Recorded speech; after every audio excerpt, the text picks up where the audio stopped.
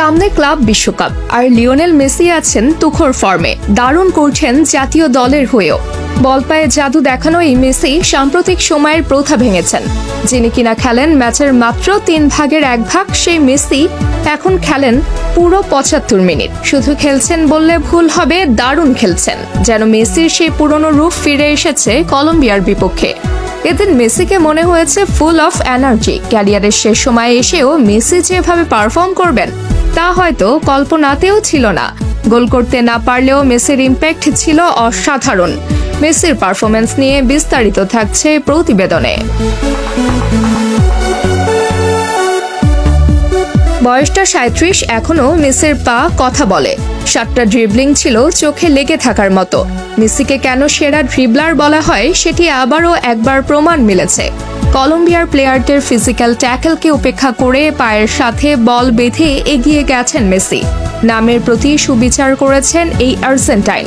কখনো ডান পা, কখনো বা পা ব্যবহার করে প্রতিপক্ষকে ফাঁকি দিয়েছেন এলএম10। বয়স যেন সির্ফ সংখ্যা মাত্র। মেসির নামের পাশে এই শব্দটা খুব বেশি ব্যবহার করা না হলেও মেসির ক্ষেত্রে বয়স কেবল সংখ্যা মাত্র। এই বয়সে এসেও যেভাবে ফুটবলকে সবার সামনে নতুন করে তুলে ধরছেন তা সত্যি অনবদ্য।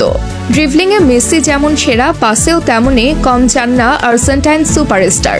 কলম্বিয়ার বিপক্ষে 11টা পাস দিয়েছেন এই তারকা। সতীর্থদের দিয়ে ম্যাচ বের করতে মেসির কিলার পাসের সুখ্যাতি আছে বেশ। কলম্বিয়ার বিপক্ষেও যার ব্যতিক্রম হয়নি। 3টা লং বলেও অবদান ছিল মেসির। সফলভাবেই তা সম্পন্ন করেছেন এলএম10। 11টা গ্রাউন্ড ডুয়েলস জিতেছেন।